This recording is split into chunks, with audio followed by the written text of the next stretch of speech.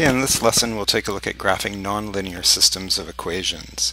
So whenever you have two or more equations together, they're known as a system. And in the past we've studied linear systems, where you have a coordinate plane, and on that plane you've got a couple of straight lines, maybe those two, and sometimes they meet. And in this case, that would be the solution to your system.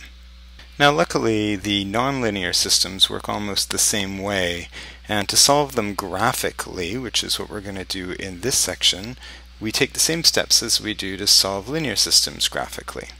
So the first step is to graph each equation. Step 2 is to locate any intersections. And the third step is to state your solutions, and those are points of intersection. So you need an x and a y coordinate.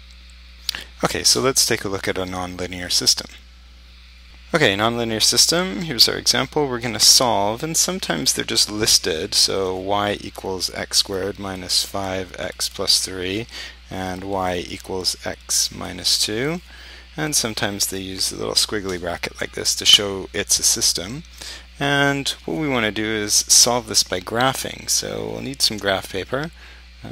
Okay, so I'm going to graph this line in green. So I go down to, and I have a slope of 1. That's y equals mx plus b. And so I have a linear equation. I said nonlinear, but sometimes we mix linear and nonlinear together. And so I should get a ruler out, and I should get this done. And now I want to do this one in blue. And so to graph that one, I'll make a quick little table of values. When x is -1, it's 1 plus 5, which is 8 plus 3, which is 9. So -1, 9. When it's 0, that's easier. It's just 3. And when it's 1 take away 5 plus 3, which is -1. Oops, 0, 3, 1, -1. When it's 2, it's 4, take away 10, which is -6 plus 3, which is -3. When it's 3, it's 9, minus 15, which is -6 plus 3, which is -3. And now I'll get some symmetry to this, and it will come back up like this. And of course it's a parabola. And now I can see the points of intersection.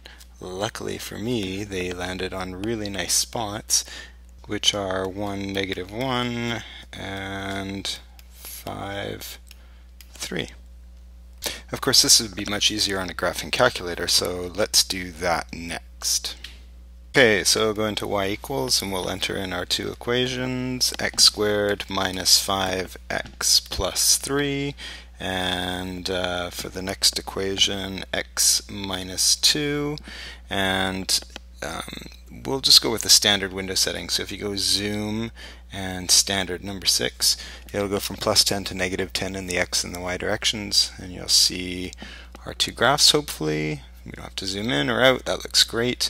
And now I want to calculate these intersection points. So I go into the calculate feature, and I pick number 5, which is intersection, and it's going to ask me for my curves. So this is my first curve. This is actually a second curve. It doesn't know the difference between curves and straight lines, but this is my first curve, so yes, just say yep. And yep, that's my second curve, so hit enter. And now I guess, and I just use the arrows to come up with the guess, and it comes up with the intersection 1, -1. And then I do it again, and I calculate another intersection point. Yep, that's the first curve. Yep, that's the second curve. But my guess, I want to guess a little bit closer to this one. Hit the answer button, and I get 5 and 3. And that's how easy it is on the graphing calculator to find intersection points. Okay, and one more to try on the graphing calculator. Another nonlinear system. Let's try this one. Y equals x squared plus 3x plus 2, and y equals -x squared minus x minus 1. Go ahead and try that on the graphing calculator.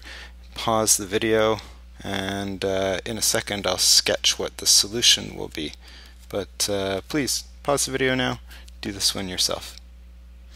And you should see that one parabola looks something like this. The other parabola looks like this, and there's no points of intersection. That's because there's no solution to this system.